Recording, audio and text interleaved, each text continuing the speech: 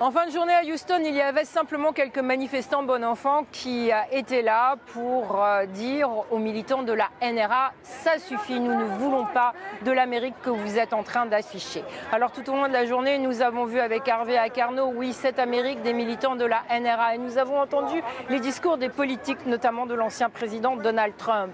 Lui et le sénateur du Texas, Ted Cruz, affirment que désormais, contre ce qu'ils appellent le diable qui peut venir dans les écoles, il faut agir. Pour les hommes politiques républicains et trumpistes, il faut donc, disent-ils, des gardes armés dans les écoles, des policiers armés jour et nuit, des portes et fenêtres blindées et surtout, comme Donald Trump le dit, des enseignants qui n'hésiteront pas à tirer sur tout assaillant.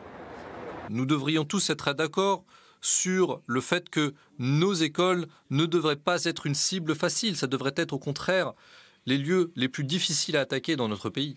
Et c'est pourquoi, dans le cadre d'un plan de sécurité d'envergure pour les écoles, il faudrait permettre à des enseignants bien entraînés de porter des armes cachées. Donald Trump très ovationné en proposant cette idée. Donald Trump qui, à la fin de son discours, n'a cessé d'être en campagne et de répéter qu'il espérait bien que l'Amérique trumpiste reprenne la Maison-Blanche en 2024. On y reviendra dans quelques minutes tout à l'heure avec vous, Christopher Juarez. Vous êtes intéressé au passé. Ce n'est pas d'aujourd'hui, évidemment, cette polémique sur les armes aux États-Unis. Hélas.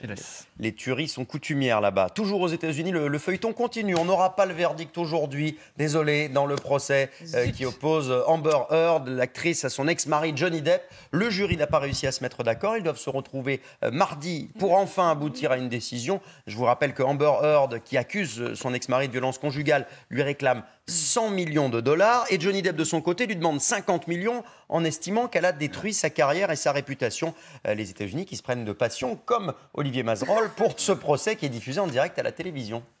Non, oui, ça vous inspire, vous aviez dire quelque chose. Oui, vous bronchonnez. Ce sont deux dingues. Qu'est-ce que D'accord, très bien. Franchement, il est vrai que ce procès fait du mal à la carrière de Johnny Depp puisqu'il a perdu beaucoup de contrats, entre autres avec la franchise Disney. Oui, oui, Pirates des Caraïbes. Non mais vraiment, je vais pleurer. Oui, on peut pleurer.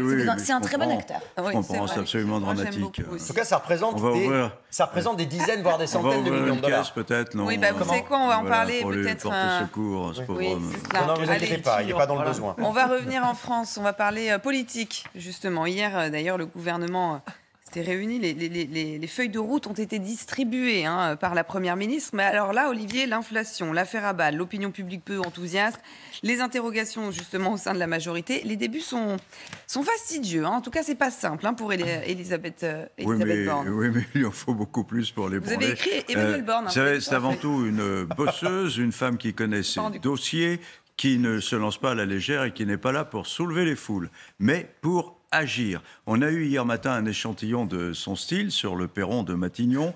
Quelques minutes, petites minutes pour lire soigneusement les notes devant un micro. Pas d'emphase, pas un sourire, pas d'improvisation pour éviter un mot de travers, pas de questions pour éviter d'avoir à se lancer dans des explications laborieuses et 3 mots d'ordre adressés au gouvernement sur un ton quasi militaire: rapidité, efficacité, résultat, merci.